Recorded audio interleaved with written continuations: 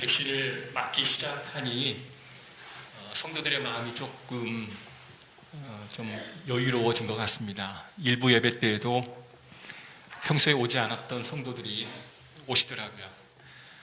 굉장히 반갑고, 이렇게 성도 한 분 한 분을 보는 게 참 이렇게 반가운 일이구나 새삼 깨닫게 됩니다.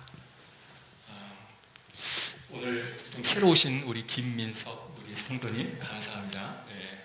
우리 환영할까요? 박수할까요? 예, 감사합니다. 감사합니다. 네.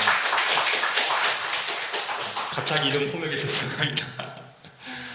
저의 중마 고인 우리 친구가 있는데 친구의 매원되세요. 그래서 등촌동에 살고 계시는데 친구 교회 소개했으니까 꼭 좀 잘 좀 부탁한다 그렇게 말씀을 해주셔서 너무나 감사하죠. 같은 교회에서 같이 봉사하던 친구이고 너무나 멋진 친구입니다.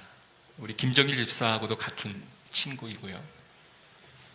그래서 또 이렇게 오셔서 너무나 감사하고 환영합니다. 여러분 많이 환영해 주시기 바랍니다. 교회 소식 몇 가지 알려드릴게요. 3월 10일에 돌아오는 목요일부터 한 7시 50분 정도에 성경 공부를 시작하려 합니다. 우리 웨백스로 우리가 온라인으로 실시할 것이니까 가정에서 홈페이지를 인터넷을 통해서 열어놓으시면 여러분뿐만 아니라 가족들도 함께 공부할 수 있을 거라고 생각합니다. 지금 13분이 함께 하게 될 것인데요. 미처 신청하지 못하신 분들은 오늘까지 신청해 주시면 마감을 하도록 하겠습니다. 사순절 우리가 세 번째 기간을 보내고 있습니다. 3월 22일부터 2주 동안 특별 새벽 기도회를 하겠습니다. 새벽 예배를 지금 거의 대부분 비대면으로 하고 있는데 이날은 대면으로 할 수 있도록 하겠습니다. 오셔서 함께 예배에 동참해 주시기 바라고요. 더불어 온라인으로도 예배를 계속 보내드리겠으니 멀리 계신 분들은 인터넷을 통해서 참여해 주시기 바랍니다. 부활절 성찬 세례식이 있는데요. 우리 대상자는 오늘 3시에 웨백스로 제가 교육을 실시하도록 하겠습니다. 중고기도 팀이 평일 금요일에 9시에 모이고 있습니다. 금요 철야예배가 회복되기 전까지 중고기도 팀으로 모이고니 여러분도 참여해 주시기 바랍니다.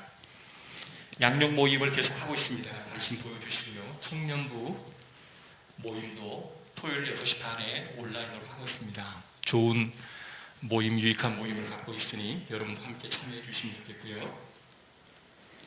김승현 형제 우리 단톡방에 제가 올리긴 했지만 주보에는 싫지 않아서 다시 올립니다.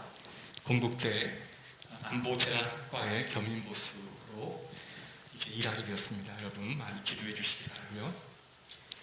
지난 3월 3일에 태국의 김유경 선교사님이 수술을 하기로 이야기 잡혀 있었습니다. 그 전에 제가 통화를 하기를 하나님의 음성을 좀 더 확인하고 싶습니다 라고 하는 말씀을 하시더라고요. 저도 호스피스 사역을 하고 있기 때문에 2기에서 3기로 진행되는 것이 얼마나 급작스럽게 진행될지를 잘 알고 있기에 수술을 받는 게 어떨까요? 라고 조언을 해드렸으나 본인께서는 이제 더 하나님과의 관계를 위해서 기도해 보겠다라고 하시고 조금 미루신 것 같습니다. 여러분 기도해 주시기를 부탁드리고 저도 선교사님의 결정에 존중하며 교회가 그렇게 기도로 전환을 하여 하겠습니다. 라는 말씀을 전했어요. 여러분 함께 기도해 주시면 좋겠습니다. 자, 우리 하나님 말씀 함께 나누겠습니다. 출애굽기 32장 4절에서 9절에 있는 말씀입니다.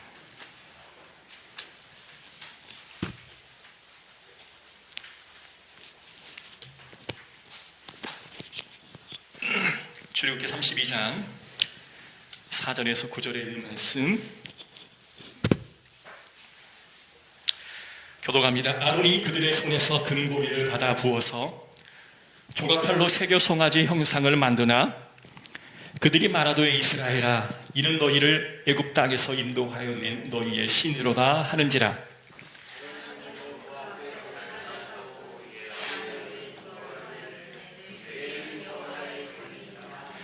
이튿날에 그들이 일찍이 일어나 번제를 드리며 화목제를 드리고 백성이 앉아서 먹고 마시며 일어나서 뛰놀더라. 여호와께서 모세에게 이르시되 너는 내려가라. 내가 이 땅에서 인도하여 낸 내 백성이 부패하였도다. 그들이 내가 그들에게 명령한 길을 속히 떠나 자기를 위하여 송아지를 부어 만들고 그것들을 예배하며 그것에게 제물을 드리며 말하기를 이스라엘아, 이는 너희를 애굽 땅에서 인도하여 낸 너희 신이라 하였도다. 여호와께서도 모세에게 이르시되 내가 이 백성을 보니 목이 뻣뻣한 백성이로다. 아멘. 사람들은 늘 자기중심적으로 생각을 하고 판단을 하고 행동을 하는 것 같습니다. 우리가 누군가에게 문자를 하나를 보내면 그 문자가 곧장 답장이 되어 다가오면 마음을 놓는데요. 그 문자가 잘 오지 않으면 여러 가지 상상을 하게 됩니다.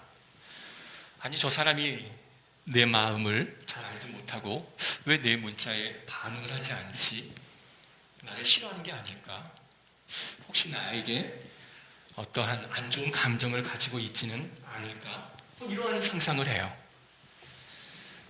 누가 알려주지도 않았고 누가 뭐 힌트를 준 것도 아닌데 그냥 자신의 생각대로 생각하고 판단하고 행동하는 경우들이 굉장히 많이 있는 것을 보게 됩니다. 사실 문자를 곧장 못하는 경우는 굉장히 많이 있지요. 핸드폰을 집에다가 놔두고 회사에 나올 수도 있고요. 때로는 아주 급한 일이 있어서 문자를 미처 보지 못할 수도 있고요. 여러 가지 경우의 수가 있지 않겠습니까? 사람이 변화된다라고 하는 것은 어떤 육체의 변화뿐만 아니라 우리가 받아들이고 해석하고 생각하는 그 모든 것들이 변화되는 것을 우리가 진정한 변화다라고 이야기할 수 있습니다. 성경의 갈라디아서 2장 20절에 보면 내가 그리스도와 함께 십자가에 못 박혔나니 그런지 이제는 내가 산 것이 아니라 오직 내 안에 그리스도께서 사신 것이라. 이 말은 내 관점, 내 해석의 틀을 벗어나 새로운 자아를 가져야 된다라는 말씀을 우리에게 해주고는 말씀입니다. 새로운 자아가 다시금 내 안에서 생성되어지는 그 자체는 무엇을 의미할까요? 새로운 태도, 새로운 관점, 그리고 새로운 삶의 자세를 가져야 한다고 하는 말씀이기도 하죠. 그래서 갈라디아서를 해석한다면 내가 십자가에 못 박히는 일을 경험해야 이것이 가능하다라는 말씀입니다. 그래서 내 의지나 내 결단이 아니라 내가 죽어야만 하는 상황이 되어야 이와 같은 일이 일어날 수 있다라는 것이죠. 그래서 내가 늘 말하는 것은요, 사람이 신념을 갖게 되어지는 것은 어렸을 때 부모님을 통해서나 또 선생님을 통해서나 살아가는 지혜를 통해서 들었던 말이 내게 신념이 되어서 한평생을 살아가는데 기준이 되기도 합니다. 그런데 그 신념 바꾸기가 굉장히 어려워요. 그래서 신념대로 생각하고 판단하고 해석하고 행동하기 때문에 그 신념을 바꾸려고 하면 하나님께서 때론 굉장한 고통의 현장 가운데 우리를 몰아내어지는 수도 있었습니다.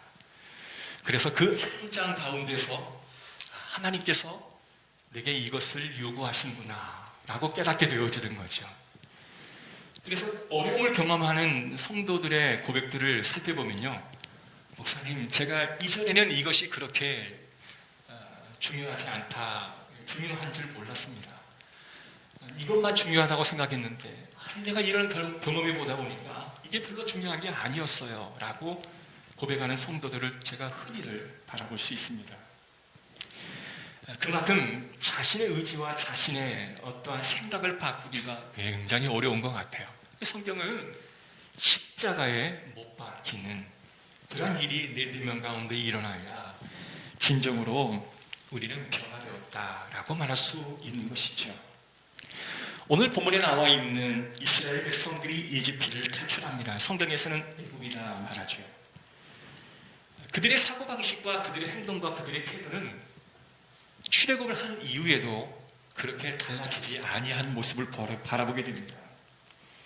모세와 함께 동행하다가 모세가 하나님 앞에 법궤를 받기 위하여 시내산에 올라갑니다.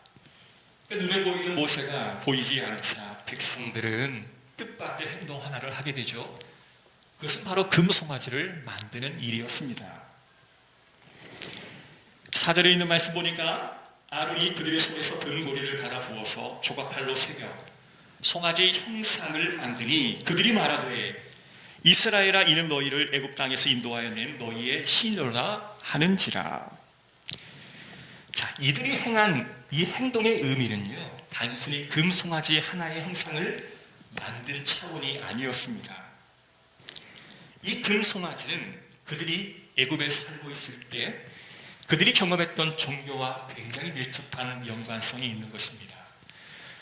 이집트가 최고의 신이라고 여겼던 신이 있는데 그 신은 라라고 하는 태양신입니다. 이 파라오라고 하는 이 존재는 그 태양신의 아들이다라고 부르고요. 그래서 태양신을 숨기는 신전이 온 나라마다 곳곳이 세워지게 되었습니다. 태양신 라와 그리고 이 땅에 매개체가 있어야 되는데 그것이 바로 아피스라고 하는 황소예요. 이 제사장들이 하나의 황소의 신탁을 받아 결정을 하게 되면 그 소는 아피스 황소라고 불리게 되고 그 황소가 태양신의 힘과 풍요를 그의 아들인 파라오에게 물려줍니다. 파라오가 생존하는 그 기간 동안은 그 태양의 풍요와 모든 것을 능력을 백성에게 주게 되고요. 그 왕이 죽게 되어지면 그 권세가 다시 이 아피스 황소에게 넘어갑니다. 그리고 새로운 왕이 등극하면 그 권력과 힘을 다시 그 파라오에게 전수해 주는 것이죠. 이와 같이 라와 아피스 황소와 그리고 파라오의 이 삼각 구도를 통해서 그 나라가 계속 운영되어져 가는 그런 종교적인 의미를 가지고 있었습니다. 그러니까 이스라엘 백성들을 그곳에서 노예 생활을 하고 있었기 때문에 본의 아니게 그들이 했던 그 종교적인 관습을 그대로 학습하고 또 그대로 믿고 그대로 행동했을 것이 아니겠습니까? 그러다 보니 이스라엘 백성들에게는 아주 이상한 현상이 일어나게 되어지는데 여호와 하나님을 믿는 신앙과 태양신을 섬기는 그 신앙이 융해되고 말았습니다. 하나님은 하나님이고 이방신은 이방신인데 이 두 개가 하나로 융해되어져서 독특한 그 성질을 발휘할 수 없는 이상한 그러한 종교가 되어져 버리고 말았던 것이죠. 하나님의 은혜로 모세를 보내어 그들은 출애굽하여 탈출은 했지만 여전히 애굽에서의 사고방식, 여전히 애굽에서의 종교, 의식, 그리고 여전히 애굽에서의 생각으로 행동하고 판단하고 그렇게 살아갔던 것이죠. 그러니 광야의 40년의 기간이 얼마나 힘들었겠습니까? 이 일이 어떨 때 발생을 했냐면 모세가 바로 왕에게 말합니다. 하나님의 백성, 내 백성을 내보내달라. 애굽의 그 문명은 모세의 그 말 한마디를 묵살시키기에 충분한 권력과 문명을 가지고 있었죠. 모세는 하나님의 기적을 보여주십니다. 나일강이 피로 변하고 개구리 이 악질 파리 우박 메뚜기의 그런 이적을 보여주시고요. 마지막에는 장자의 죽음을 보여주심으로 인해서 애굽의 그 문명이 하나님의 말씀 앞에 무릎을 꿇게 되었던 것입니다. 게다가 이스라엘 백성들은 무엇을 보았습니까? 그 애굽의 문명의 최고의 절정이었던 전차 부대가 하나님이 불러놓으신 홍해가 다시 이스라엘 백성들이 그 사이를 지나가고 그 애굽의 전차가 그 사이를 지나갈 때 물이 덮임으로 그 애굽의 문명이 한순간에 수장되어져 버리는 그 현장을 그들이 목격했던 사람들이 이스라엘 백성들이었습니다. 그런데 그러한 모든 것을 체험했던 이스라엘 백성들이 애굽이 잠시 모세가 눈에 보이지 않자 다시 과거의 하나님을 섬기는 그런 마음처럼 애굽에 있는 태양신을 섬기는 마음으로 돌아가 버리고 말았다는 것이죠. 그러니 이들 마음속에 얼마나 여러 가지 생각들과 사고방식이 부딪히며 충돌했겠습니까? 이러한 것들이 또 어떤 것으로 튀쳐나오냐면 민수기 11장 5절 6절의 말씀 보니까 우리가 애굽에 있을 때에는 값없이 생선과 오이와 참외와 부추와 피와 파와 마늘들을 먹은 것이 생각나거늘 이제는 우리가 기력이 다하여 이 만나 외에는 보이는 것이 아무것도 없도다.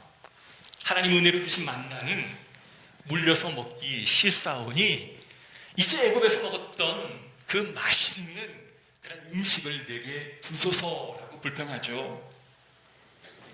특히 노예와 종살이를 했었던 그런 상황에 비탄 가운데 빠져 있었던 그런 상황이 오히려 좋았던 기억으로 다시금 되새기고 있다라는 것입니다. 그들은 애굽이 그리웠던 겁니다.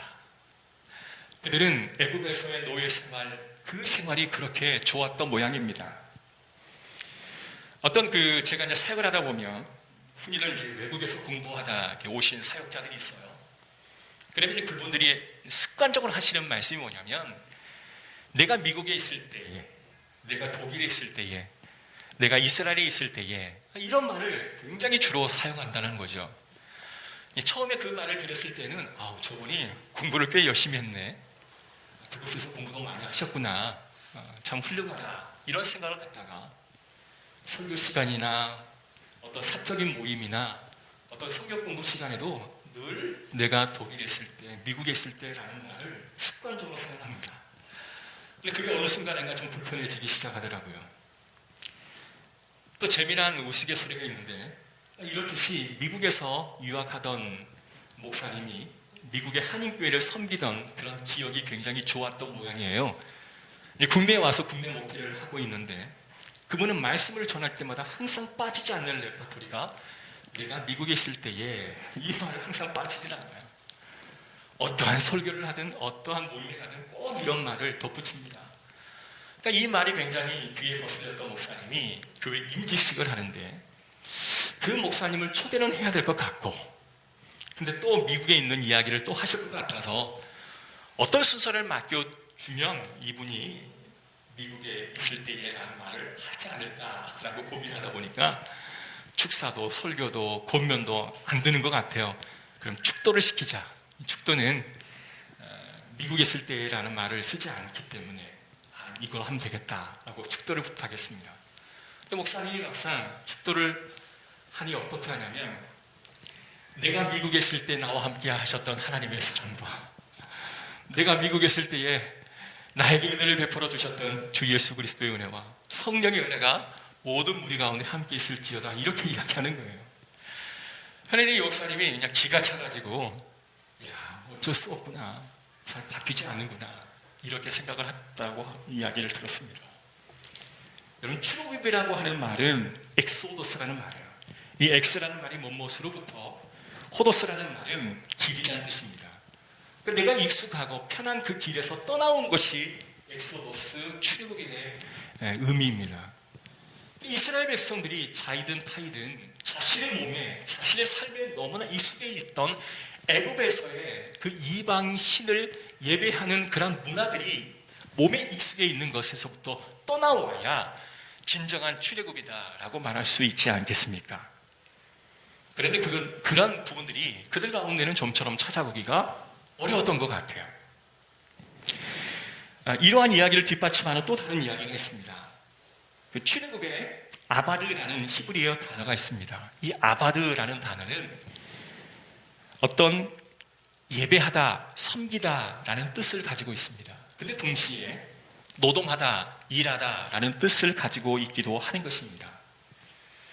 그런데 그들이 애굽에서 노예 생활을 함에 있어서 이 아바드라는 단어는 그들이 파라오 신을 섬겼다, 예배하다라는 식으로 해석을 해야 되는 것이 맞고요.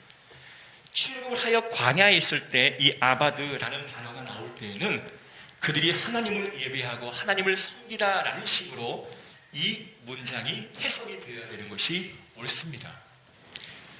그런데 여전히 그들이 광야 생활에 있을 때에도 이 아바드라는 이 단어가 여전히 이집트에서 섬기던 그 태양신을 섬기던 그 관습과 문화가 지워지지 않는다라는 뜻으로 우리에게 다가오는 것이 참으로 안타깝다라는 것입니다. 그런데 이러한 백성들을 바라보며 하나님께서 모세를 통해서 애굽의 바로 왕에게 했던 말이 떠오르는 거예요. 그 말이 뭐냐면 그에게 이르기를 히브리 사람의 하나님 여호와께서 나를 왕에게 보내어 이르시되 내 백성을 보내라. 그러면 그들이 광야에서 나를 섬길 것이니라 하였으나 이제까지 내가 듣지 아니하였도다. 이 말씀은 하나님께서 모세를 통해 애굽의 바로 왕에게 했던 말이 내 백성을 보내라. 그들은 나를 예배할 것이다. 이렇게 말하는 것입니다. 출애굽의 가장 중요한 이슈는 뭐냐면 누구를 예배할 것인가의 문제인 것이죠. 만약에 그들이 하나님을 예배하기 위하여 선택하고 결정하였다면 그들은 과거의 관습과 생각과 그런 풍습에 열연하지 않았을 것입니다. 떠나왔고 하나님을 예배하였을 것입니다. 이 출애굽이라고 하는 것은 물리적인 싸움이 아니라 우리의 머리의 싸움, 정신의 싸움, 우리의 생각의 싸움이었던 것입니다. 광야에서 나의 아버지가 될 것이라고 했는데 본문의 사건에서는 광야의 여호와를 섬기는 게 아니라 아피스 태양신을 만들어 버렸고 하나님의 기도와 동떨어진 일을 그들이 하게 되었습니다. 여러분, 한 가지 기억해야 할 것은 하나님이 그런 우리들을 뭐라고 부르셨냐 하는 문제입니다. 나의 백성이라고 불렀어요. 출애굽기의 말씀에 보면 1장부터 12장까지 내 백성이라는 단어가 무려 18번이나 나오게 됩니다. 내 백성을 보내라. 내 백성을 내가 불쌍히 여기노라. 여러분, 하나님께서 저와 여러분을 내 백성이라 불러주신 것처럼 노예 생활에 가여운 이스라엘 백성들을 내 백성이라고 부르시고 그들에게 모세를 보내어 출애굽을 시켜주셨다라고 하는 것입니다. 그런데 그런 하나님의 은혜도 그들이 알지 못한 채 이 공개적인 하나님의 사랑의 단어를 우리가 받았음에도 불구하고 그 기대를 완전히 무너뜨려 버렸던 것이 바로 금송아지 사건이었던 것이죠. 이 금송아지 사건을 만든 그것은 단적으로 내가 태양신을 섬기겠다라고 하는 적극적인 표현이었습니다. 그런데요, 놀라운 것은 이렇게 내 백성이라고 불렀던 하나님의 자세가 조금씩 바뀌어지고 있는 것입니다. 8절 이하에 보니 여호와께서 또 모세에게 이르시되 내가 이 백성을 보니 목이 뻣뻣한 백성이로다. 아니, 내 백성이라고 하셨다가 어느새 하나님의 입장이 이 백성으로 바뀌어지고 있는 거예요. 1인칭에서 2인칭으로 바뀌어지는 것은 어마어마한 변화가 아니겠습니까?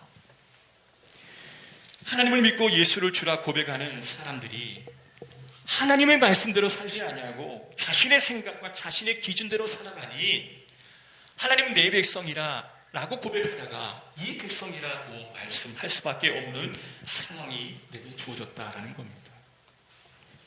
어떤 글을 읽어보았는데요, 그 글 안에 담긴 내용을 제가 읽어드릴게요. 나는 고요한 마음을 갖는 게 가장 어렵다. 늘 머릿속이 복잡하고 늘 쫓기듯 불안과 걱정이 가득한 삶을 살아가고 있다. 확실하게 붙들고 살만한 뭔가가 내게 필요했다. 무언가를 찾아 몰두하려고 했던 나의 모습. 가끔 A나 B 하나를 골라달라고 하나님께 기도할 때도 많았다. 때로는 결국은 지금 생각해 보면 저만의 선택지를 만들어 하나님을 가두려 했던 것이 아니었는가. 내 삶의 불안을 없앨 수 있는 또한 필요하다고 생각했던 모든 목록들, 그 경제적인 성공, 물질적인 필요를 사람의 인정을 채워주시지 않는 하나님이 때로는 원망스러워 내 기도를 들어주시지 않는다 생각하여 나는 하나님 앞에 기도하지 않았다. 현재를 살아내기 위해, 미래를 살아내기 위해 늘 생각과 계획으로 가득 차 있었다. 그것을 이뤄달라고 기도했지만 응답하지 않는 하나님이 원망하여 더 이상 기도의 자리로 나아갈 수가 없었다. 여러분, 이분의 말의 요지는 뭘까요? 자신의 사고와 자신의 생각이 정확했다라는 겁니다. 그 기준과 계획과 생각에 맞춰 하나님께서 반응해달라고 요구했던 것이죠. 그 자신의 생각과 자신의 틀에 맞춰 하나님이 반응해 주시기를 그는 기대했었습니다. 근데 그가 해야 될 일들은 뭐였냐면 자신이 만든 그 상자를 부수는 작업을 했어야 하는데 자신의 상자를 딱 만들어 놓고 하나님 일의 안에 들어오셔서 이것을 응답해 주십시오 라고 요청했던 것입니다. 여러분, 애굽의 사람들은 생각이 변하지 않았습니다. 늘 분노하고 좌절하고 항변합니다. 내 뜻대로 해주지 않는다고 늘 원망하며 불평했습니다. 마찬가지로 우리도 이럴 수 있다라고 하는 상황을 우리는 인정해야 하는 것이죠. 어떤 청년은 결혼을 위해서 굉장히 오랜 시간을 기도합니다. 하나님, 내가 하나님 앞에 계속해서 기도하는 것은 하나님이 원하시는 배우자 만나 아름다운 가정을 꾸미고 그 가정에서 아이들 낳아 복음으로 말씀으로 잘 양육하여 사회의 귀중한 일원으로 하나님의 일꾼으로 하나님 세우게 하옵소서, 이렇게 기도했었어요. 이런 기도를 하나님과의 영적인 소통을 통해서 계속 기도했었기 때문에 하나님의 응답을 주시는 그 순간에 우리는 반응해야 되는데, 때론 내가 어렸을 때부터 채우지 못했던 무언가의 결함이 있는데 그것을 채워주는 누군가가 나타나면 내가 지금까지 쌓아왔던 모든 기도와 하나님과 영적인 교통을 통해서 만들어왔던 모든 신뢰의 관계는 한순간에 다 무너뜨려버리고 내 어릴 때에 그 부족했던 나의 자아로 넘어간다라고 하는 겁니다. 때론 내 신분이 상승되어지기를 원하는데 그 신분을 상승을 시켜줄 배우자가 나타나면 그냥 아무런 고민하지 않고 덜컹 결혼을 해버리고 마는 거죠. 그러고 나서 씻은 눈물을 흘린 다음에 하나님 앞에 다시 나와서 기도합니다. 주여, 내가 그때 하나님 앞에 기도했던 응답이 내게 주어지지 않을 때 내가 섣불리 판단하거나 결정하지 않았어야 했는데 하나님, 너무나 내가 원망스럽고 하나님께 죄송합니다 라고 고백하는 사람들이 얼마나 많이 있습니까? 사랑하는 성도 여러분, 결혼생활도 가정생활도 기도로 말씀으로 꾸려나가야 되는데 우리는 그것이 잘 되지 않아서 때론 내 생각과 내 계획과 내 그림만 바라보며 살아갔던 나의 모습은 여러분 발견되지 않는지 한번 살펴보시기를 주의로 축복합니다. 이스라엘 백성들은요, 이것을 고치기가 너무 힘들었지만 무려 40년이나 걸쳐 하나님의 훈련을 통하여 그들이 조금씩 변화되었습니다. 이게 소망의 말이죠. 그것을 어떻게 알 수 있냐면 여호수아를 중심으로 가나안 땅을 정복하는데 거대한 여리고 성이 딱 놓여 있습니다. 그때 하나님 명령하죠. 너희들은 칼과 창을 다 내려두고 여리고 성을 돌라. 여러분, 단순히 전쟁을 앞둔 백성이, 군사들이 여리고 성을 도는 그 행위는 굉장히 위험한 행위입니다. 성 위에서 화살을 쏘든 창을 던지든 얼마나 많은 무방비 상태에 노출되어 있습니까? 그런데 하나님께서 돌라 하는 말씀에 그들이 순종하여 돕니다. 그리고 나서 여리고성이 무너지는 기적을 체험하게 되었죠. 그 순간은 자신의 사고방식이 아니라 하나님의 생각대로 움직였던 최초의 순간이기도 하였던 것이죠. 자, 너무나 행복하고 아름다운 이야기 아닙니까? 그런데 이 해피엔딩으로 끝나면 얼마나 좋을까마는 그렇게 해피엔딩으로 끝나지 않습니다. 여호수아 24장 14절 말씀 보면 여호수아가 이제 나이가 들어 유언을 할 때가 되었습니다. 그는 이렇게 고백합니다. 너희 조상들이 애굽에서 섬기던 신들을 치워버리라. 아니, 하나님의 말씀으로 출애굽하여 다시 하나님이 40년 동안 훈련시켜서 하나님의 방식대로 살아갔던 그들이 또 여호수아와 함께 가나안 생활을 하면서 버렸던 애굽의 신을 다시금 끌고 와서 함께 동고동락하고 있었다라고 하는 사실이 이 고백 속에서 발견되어질 수 있다는 거죠. 여러분, 얼마나 사람이 바뀌기가 이렇게 어렵습니까? 다윗 솔로몬 때를 지나 통일 왕국이 되어 그리고 남북으로 갈리는 그런 상황 속에 다시금 금송아지가 등장하는 성경의 기록을 여러분 중심적으로 봐야 됩니다. 북왕국의 여로보암이 한 행동이 뭐였냐면 열왕기상 12장에 있는 말씀을 보면 그들이 다시금 베델에 두고 하나는 단에 두었다. 그들이 또 하나의 신을 만들어 하나님을 예배하는 것처럼 보여섰다. 그래서 하나님이 몹시 이제 화가 나신 거예요. 여러분, 구약은 누구를 섬길 것인가, 구약은 누구에게 예배할 것인가의 싸움의 문제였던 거예요. 잘 살 것인가, 착하게 살 것인가, 선한 마음을 가지고 살 것인가, 그게 문제가 아니라 누구를 섬기고 누구를 예배할 것인가, 그 문제가 바로 구약의 전체의 주제이기도 했던 것입니다. 내 소원을 들어줄 사람인가, 신인가, 아니면 하나님의 뜻대로 살아갈 것인가, 이 싸움의 문제였다라고 하는 것입니다. 여러분, 내가 원하는 것이 이루어져야 정말 좋은 것입니까? 아니면 내가 원하는 것이 이루어지지 않을지라도 나를 사랑하시는 하나님이 원하시는 것을 이루는 것이 좋은 것입니까? 여러분의 선택이 나는 후자가 되기를 간절히 축복합니다. 그러나 이스라엘 백성들이 순간순간 선택했던 것은 과거의 우상이었습니다. 왜냐하면 그 우상은 지금 눈에 보이는 그것을 해결해 줄 수 있다고 그들이 믿었기 때문에 그렇습니다. 그런 생각을 그들이 고쳐먹지 않고 계속 그것을 유지하다가 결국 그 나라가 패망하게 됩니다. 하나님을 생각해야 될 그들이 하나님을 생각하지 않으니 하나님은 다시 그들을 포로의 생활로 보내고 있습니다. 바벨론으로 포로로 끌려가 70년 동안에 또 다른 학습을 그들에게 시키는 하나님의 열정을 우리는 바라보게 되는 것이죠. 그런데 이러한 백성들을 우리 같으면 잊어버리고 우리 같으면 그냥 모른 채 할 것인데 하나님은 그런 백성을 포기하지 않으시고 끝까지 다가오시는 하나님의 모습을 우리는 발견합니다. 이사야 40장 1절 2절의 말씀 보니까 야곱아, 너를 창조하신 여호와께서 지금 말씀하시느니라. 이스라엘아, 너를 지으신 이가 말씀하시느니라. 너는 두려워하지 말라. 내가 너를 구속하였고 내가 너를 지명하여 불렀나니 너는 내 것이라. 내가 너를 지명하여 불렀나니 너는 내 것이다. 여러분, 이 충격적인 말씀입니다. 왜냐하면 자신의 생각대로 자신이 옳다고 생각했던 백성들에게, 망가진 백성들에게 다시 한번 너는 내 백성이라 라고 우리 하나님께서는 말씀해 주고 있는 것입니다. 내 백성이다 라고 말했다가 얼마나 많은 배신을 당하셔야 했습니까? 백성들은 금송아지를 만들었습니다.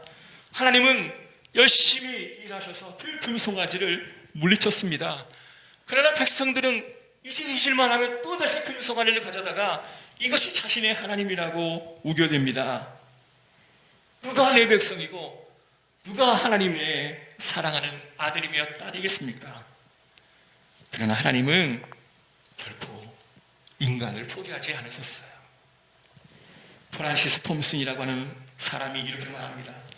내가 아무리 빨리 달리고 빨리 도망쳐도 내 어깨 너머로 따라오시는 분이 계셨는데 그분은 바로 주님이셨다. 얼마나 빠르고 그리고 아주 끈질기게 다가오시는지 그분은 마치 사냥개와 같았다라고 고백합니다. 여러분, 하나님을 사냥개라고 의뢰한 것은 그만큼 포기하지 않고 그 먹잇감을 잡기 위해 끝까지 달려오는, 지칠 줄 모르는 그 사냥개로 우리 하나님을 표현하고 있는 것입니다. 나는 그에게서 도망쳤다. 밤이나 낮이나 수많은 세월을 그분에게서 도망쳤다. 내 마음속에 미움 같은 길로 슬픔 속에서도 나는 숨어버렸다. 한때 희망의 부포로 오르기도 했지만 두려움의 골짜기로 곤두박질을 쳤다. 나를 따라오는 추격해오는 그 힘찬 발소리, 흐트러지지 않는 그 걸음, 가요오라. 나 아니면 비천한 너를 누가 사랑해 주겠느냐. 너를 해롭게 하려는 게 아니라 내가 너를 위하여 어린아이같이 생각하여 너의 손을 붙잡기 위해 다가온다. 일어나 내 손을 잡으라. 그분은 내게 손을 내미셨다. 우리는 사순절 기간을 보내고 있습니다. 사순절이라고 하는 것은 하나님의 끈질긴 사랑을 우리가 몸소 체험하는 시간이 바로 사순절의 기간입니다. 그 어떠한 백성들도 예수님을 달라고 요구했던 적은 단 한 번도 없었습니다. 그러나 하나님께서는 일방적으로 그 하나님의 사랑을 우리에게 보여주셨습니다. 구원의 길을 열어주셨습니다. 세상이 그를 무시하고 세상이 그를 저버리고 그를 비난하고 그를 미워했지만 하나님은 자신의 아들을 십자가에 달려 죽기까지 바닥까지 끌어내리는 사랑으로 우리에게 허락해 주셨다라고 하는 것이죠. 그리고 강력한 말 한마디, 너는 내 것이라. 사랑하는 성도 여러분, 우리가 그분 앞에 항복하기를 간절히 소원합니다. 나의 해석, 나의 생각, 나의 판단, 나의 모든 것을 내려놓고 그분의 음성에 반응하며 그분이 말씀하시면 내가 무엇이든지 따라가겠습니다 라고 고백하는 저와 여러분의 삶이 되시기를 주의 이름으로 축복합니다. 어느 한 가정에 딸이 있었는데 그 딸이 미국으로 공부를 하기 위해 떠났습니다. 유학을 갈 정도 되었으니 얼마나 공부를 많이 하고 싶었겠습니까? 또 그를 유학을 보낼 수 있는 그 아버지는 또 얼마나 수고가 많았겠습니까? 근데 원치 않게 빙판길을 걸어가다가 이 딸이 넘어져서 폭뼈가 함몰되고 그 폭뼈가 주저앉는 그런 아주 끔찍한 사고를 당합니다. 근데 이 사고가 이 뇌까지 연결이 되어져서 약간 그 식물인간처럼 되어버리고 말았습니다. 그러니까 미국에서 공부를 하던 딸아이가 갑자기 병원에 입원했으니 그 비보가 한국에 있는 아버지에게 들렸겠죠. 아버지는 단숨에 미국으로 달려갑니다. 그리고 그 딸을 바라보니 기가 찰 노릇이죠. 어제까지도 화화 웃으면서 아버지와 통화했던 그 사랑하는 딸이 병석에 누워 식물인간처럼 옴짝달짝할 수 없는 상황이 되어버렸으니 그 부모의 마음이 얼마나 안타깝겠습니까?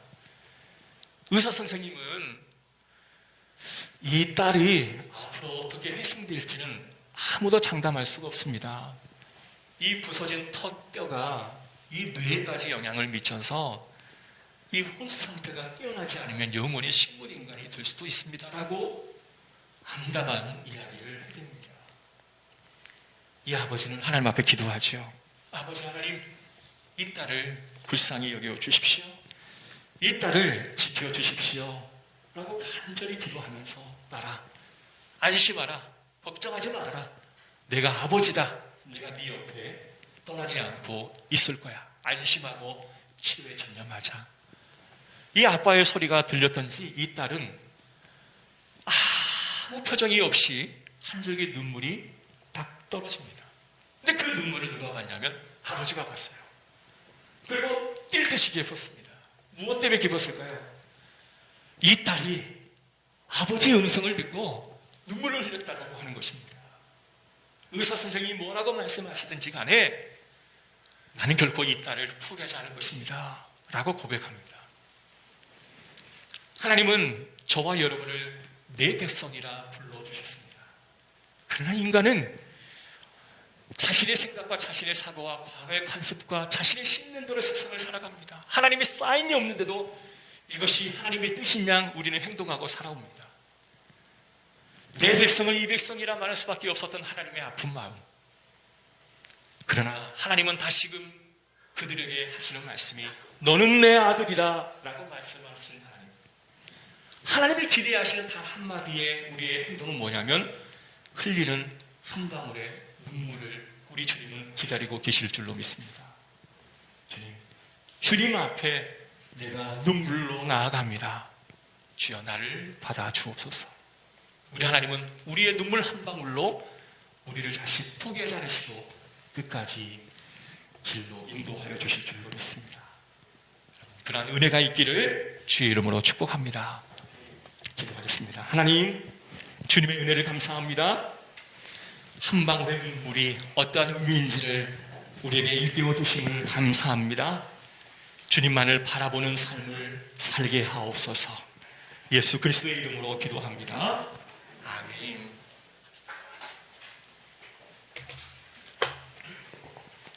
우리 찬양하며 나아가겠습니다.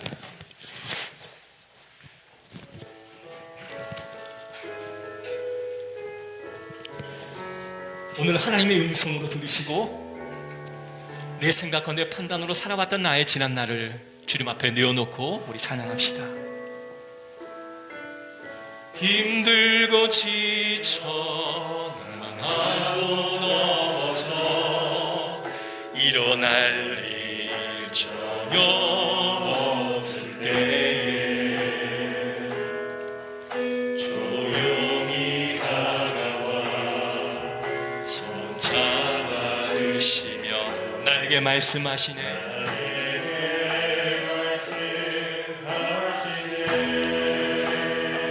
나에게 실망하여 내 자신 연약해 고통 속에 눈물 흘릴 때에 자국난 그 속이 눈물 닦아주시며 나에게 말씀하시네. 너는 내 아들이라. 너는 내 아들이라. 오늘날 내가 너를 낳고다. 너는 내 아들이라. 나의 사랑하는 내 아들이라. 힘들고 지쳐 망하고 넘어져 일어날 일 전혀 없을 때에 조용히 다가와 손잡아 주시며 나에게 말씀하실 주님 감사합니다.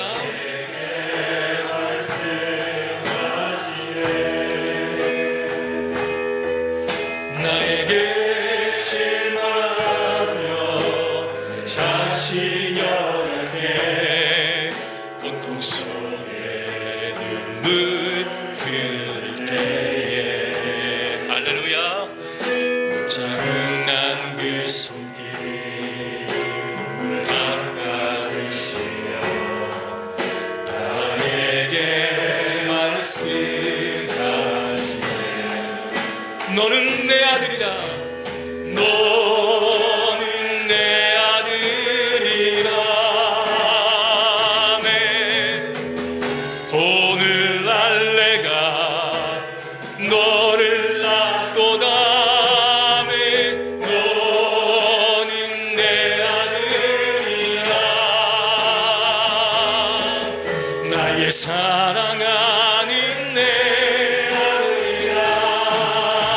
너는 내 아들이라.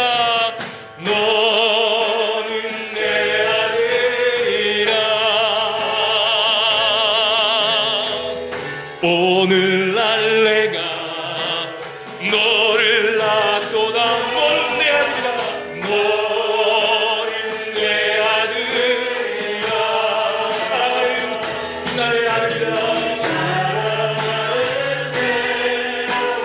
우리 다 같이 한번 통소로 한번 기도합시다. 하나님은 나를 내 백성 내 아들이라 불러주시는데 우리는 여전히 하나님의 사인도 없는데 확신도 없는데 내 생각 내 방법 내 뜻대로 이를 선택해뒀고 하나님에게 이걸 해결해 달라고 왜 하나님은 내게 기도 응답 주시지 않냐고 우리는 외면하고 하나님을 원망합니다. 그런 우리에게 아들아 딸아 네가 흘리는 눈물 한 방울의 기도가 다시금 나와 너의 손을 붙잡는 매개체가 되느니 너는 주님 앞에 나와 기도하라. 하나님 말씀을 묵상하고 너의 생각이 아닌 나의 생각으로 다시 한번 시작해보자. 그 음성 듣기 원하는 우리에게 우리 함께 기도하시겠습니다. 하나님 앞에 간절히 기도하겠습니다. 다 같이 통성 기도합시다. 거룩하신 하나님 감사합니다. 사랑하는 주 예수 그리스도의 은혜를 알고 하나님의 놀라운 은총이 내게 있는데 우리는 하나님의 사인도 없이 하나님의 응답도 없이 내 멋대로 어떠한 일을 선택하고 나의 멋대로 일을 시작하곤 하였습니다. 이제 주님의 음성 듣기를 원하고 하나님의 응답 받기를 원하고 하나님의 역사하심의 증거가 있기를 원하오니 주여 내게 보여주시옵소서. 하나님과의 영적인 소통을 통하여 말씀을 통하여 기도를 통하여 하나님의 뜻이 무엇인지를 알게 하여 주시고 내 생각과 나의 마음과 나의 사고를 십자가에 못 박혀 죽기까지 주 앞에 복종하게 하여 주시옵소서. 이제는 주님만을 따라갑니다. 이제는 주님만을 바라봅니다. 이제는 주님만을 의지합니다. 주여 내게 인도하소서. 나의 부족한 자아와 나의 연약한 모습과 나의 부족한 나의 모든 생각들을 주께서 불쌍히 여겨주시고 이제는 하나님의 말씀과 복음으로 이제는 하나님만을 섬기며 하나님만을 예배하며 하나님만을 따르는 주의 백성들이 되게 하여 주시옵소서. 하나님 이제 주만을 바라봅니다. 주여 나에게 함께하옵소서. 나를 도와주소서. 이 모든 말씀 우리를 죄에서 부활하신 예수 그리스도의 이름으로 기도합니다. 아멘. 우리 다 같이 일어나셔서 파송의 찬양 함께 하겠습니다. 한 주도 이 말씀을 들고 승리하십시오. 우리 서로를 축복하겠습니다.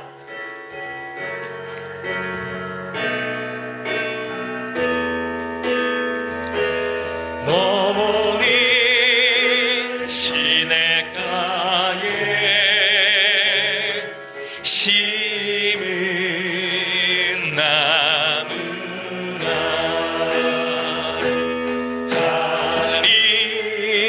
하나님의 사랑 안에 믿음뿐이 내리고